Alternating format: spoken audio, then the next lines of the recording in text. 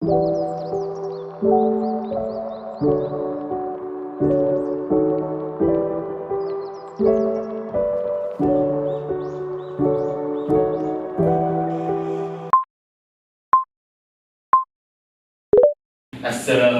dan selamat datang ke program kita pada hari ini. Topik kita kali ini ialah sesuatu yang sangat relevan dalam kalangan masyarakat Islam, iaitu kenapa malas solat.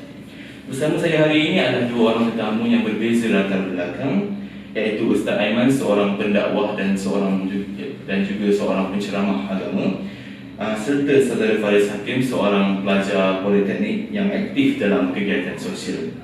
Terima kasih kerana sudi hadir Ustaz dan Saudara Faris Hakim. Waalaikumsalam. Kita mulakan dengan Saudara Faris Hakim. Sebagai seorang pelajar dan anak muda, apa pandangan anda mengenai isu malas solat ini? Adakah ia sesuatu yang sering berlaku dalam kalangan generasi muda? Ya, memang betul.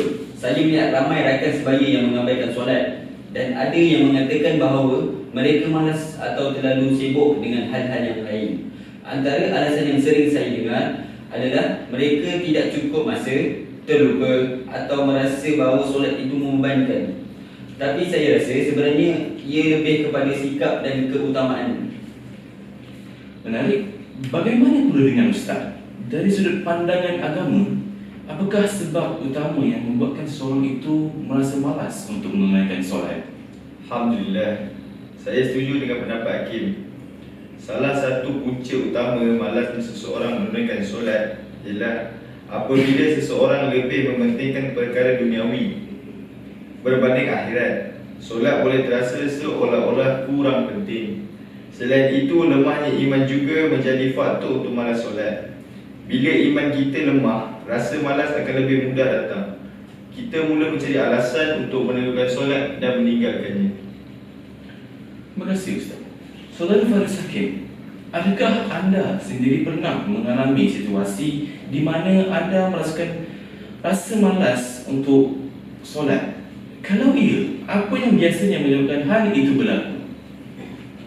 Jujur saya cakap, ya, ada masanya, terutamanya ketika terlalu sibuk dengan pelajaran atau aktiviti sosial. Saya juga rasa malas untuk solat. Kadang-kadang kerana saya letih, saya tangguh solat dengan alasan saya akan buat nanti.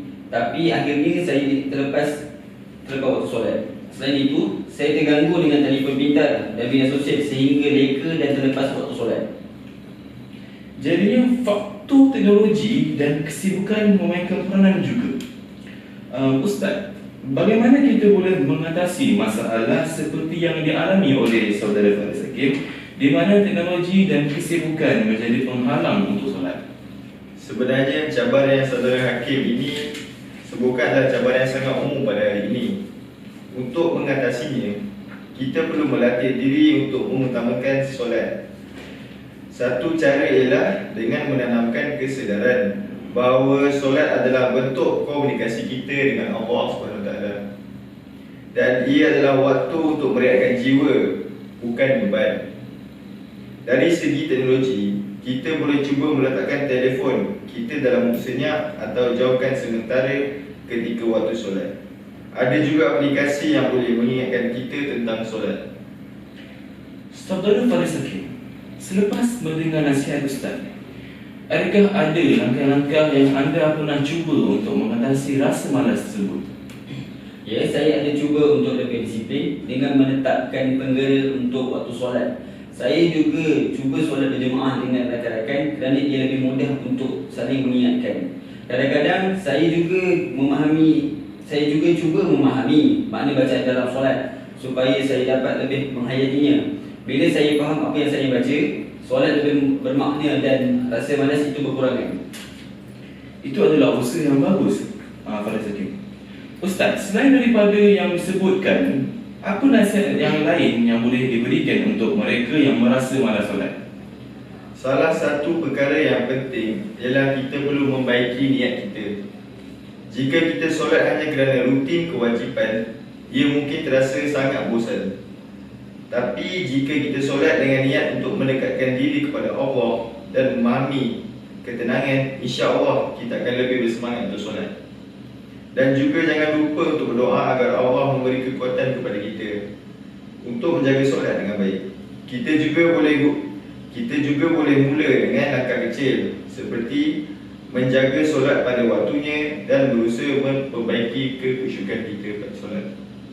Terima kasih Ustaz, itu nasihat yang sangat berguna.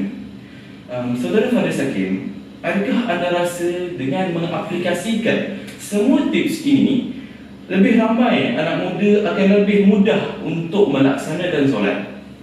Saya rasa itu langkah yang bagus. Jika kita menjadikannya kebiasaan dan saling mengingatkan sama rakan, ia pasti akan membantu. Mungkin juga kita perlu buat ubah cara pandang terhadap solat. Ia bukan beban, tapi peluang untuk tenangkan diri kepada Allah SWT.